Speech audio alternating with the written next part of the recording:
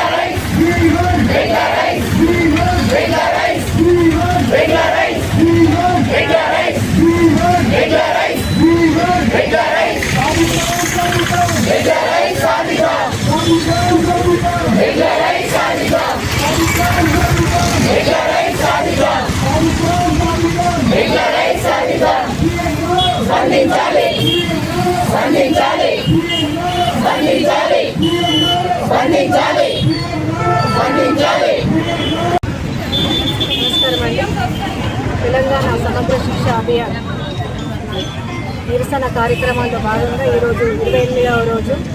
మేము గత 28 రోజులుగా సమగ్ర శిక్ష అభియాన్ ఉద్యోగులమందరం కూడా మా యొక్క విధులకు దూరమై ఇక్కడ నిరసన కార్యక్రమాలు చేపడుతున్నాము.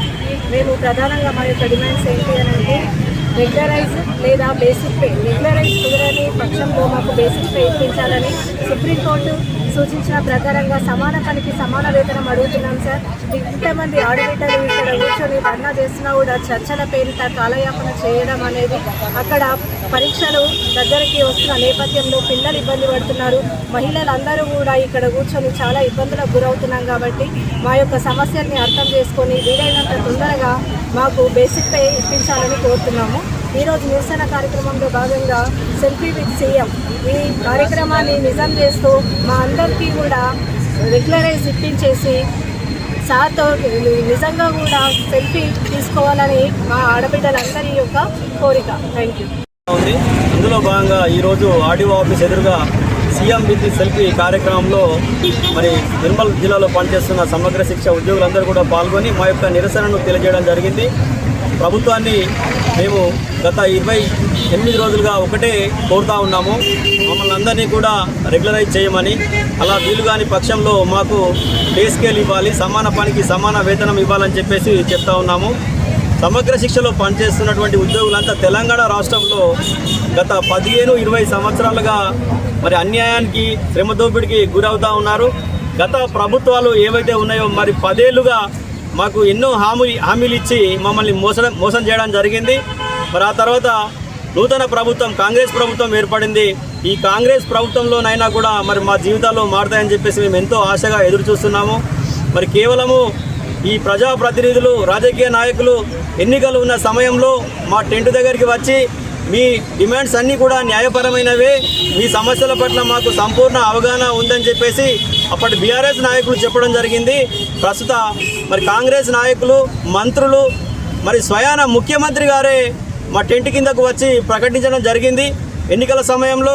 మరి ఈరోజు అధికారంలోకి వచ్చినాక సంవత్సర కాలం పూర్తయినప్పటికీ కూడా మరి మా సమస్యల్ని ఎవరు కూడా పట్టించుకోవడం లేదు. ఇప్పటి వరకు మరి మంత్రుల చుట్టూ ముఖ్యమంత్రి గారికి కూడా ఎన్నో వినతి పత్రాలు అందించినప్పటికీ కూడా మరి మా సమస్యల పట్ల స్పందించడం లేదు. మరి ఈ రాజకీయ నాయకులకు మా ఓట్లే అవసరమా? మరి ప్రభుత్వాలు మారినప్పుడు మరి యొక్క ప్రజల జీవన విధానం అనేది మారాలి, సమాజంలో మార్పు రావాలంటే మేము ఒకటే అడుగుతున్నాం, అయ్యా ముఖ్యమంత్రి గారు మరి ప్రభుత్వం మారింది, ఇప్పుడు మీ ప్రభుత్వం ఏర్పడింది, మన ప్రభుత్వం ఏర్పడింది, మరి ఏ మార్పు వచ్చిందని అడుగుతున్నాము. ఎస్ఎస్ఏ ఉద్యోగులలో ఇప్పటి వరకు మీరు ఏ మార్పును చూడదలుచుకున్నారో మీరు స్పష్టంగా మాకు తెలియజేయాలి. రెగ్యులరైజ్ సాధ్యం కాదని చెప్పారు, మరి మీరు ఏం చేస్తారనే విషయం కూడా స్పష్టంగా మాకు తెలియజేయాలి. మరి మీరు ఇచ్చిన హామీని మీరు నిలబెట్టుకోవాలి. లేదంటే మరి మాకెవ్వరికి కూడా ఈ నాయకుల పైన, ప్రభుత్వాల పైన నమ్మకం అనేది పోతున్నది. ఎందుకంటే స్వయాన ముఖ్యమంత్రి గారే ప్రకటించినప్పుడు అది అమలుకు నోచుకోకపోతే మరి మిగతా ఎమ్మెల్యేలు కానీ, మంత్రులు కానీ, మిగతా అధికారులు చెప్పిన విషయాలకు ఎలాంటి విశ్వసనీయత ఉండదని చెప్పేసి మరి ఈ సందర్భంగా మేము తెలియజేస్తున్నాము. మీరు మాకు ఇచ్చిన హామీ మేరకు సమగ్ర శిక్ష ఉద్యోగుల సమస్యలన్నింటినీ పరిష్కరించే దిశగా ప్రయత్నం చేసి మాకు పే స్కేల్ ఇస్తారని చెప్పేసి మేము ఈ సందర్భంగా కోరుకుంటా ఉన్నాం సార్. Thank you.